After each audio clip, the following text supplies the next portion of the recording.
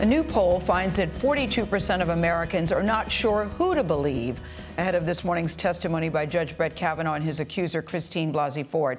Now, that is in stark contrast to 1991, when a Wall Street Journal NBC News poll found a majority believes Supreme Court nominee Clarence Thomas over his accuser, Anita Hill.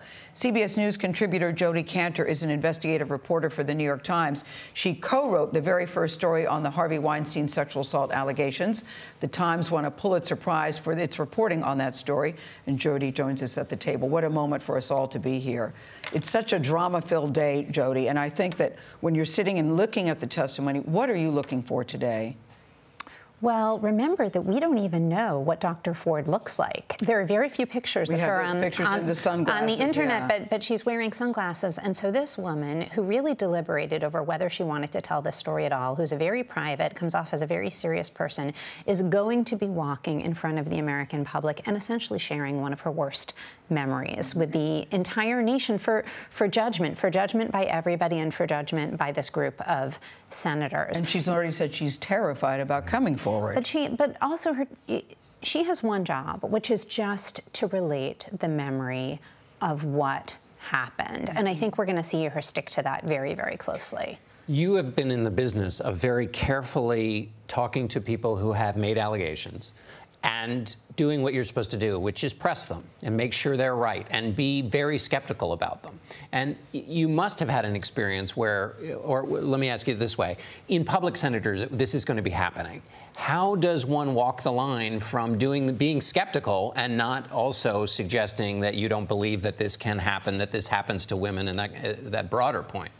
Well, remember that when we look at Dr. Ford's allegations, they have become, her memories are very clear. She always had some corroboration in the form of therapist notes. She's actually gotten more and more. Yesterday, we found out that she had remembered that she had told people, but she wasn't sure exactly who. And so then her team came up with documents essentially saying these friends have specific memories of her telling them about this. And so her story appears to be growing stronger.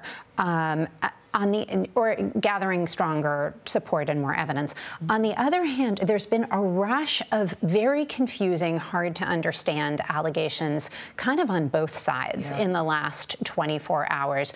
More women potentially saying that they had really difficult experiences with Kavanaugh, but also men saying that they think they might have been the ones. Yeah. It is very hard. Journalists haven't really had time to do their jobs in terms of carefully looking at these allegations, interviewing everybody, finding support. I mean, when we did the Harvey Weinstein story, it took us months and months to review everything and saying, here are the facts that we can really support. Here's the evidence. Here's the proofs. So there is a bit of chaos going into today's hearing. It is chaotic and also it's very eerily deja vu to Anita Hill, except back then, Anita Hill was not believed. Even after her testimony, the polls show she was not believed. Do you think it's different for Christine Blasey Ford today? Absolutely. If you look back at the headlines and the historical records from the Clarence Thomas hearing, one of the striking things is that the country was on his side. And I don't think we can say the same is true today. She's been greeted with enormous sympathy. The activism and the show of support you're going to see from many women and men around the country today. Though, Jodi, Judge Kavanaugh. He does, but I think the sort of presumption of innocence for the man who's being accused, the idea that,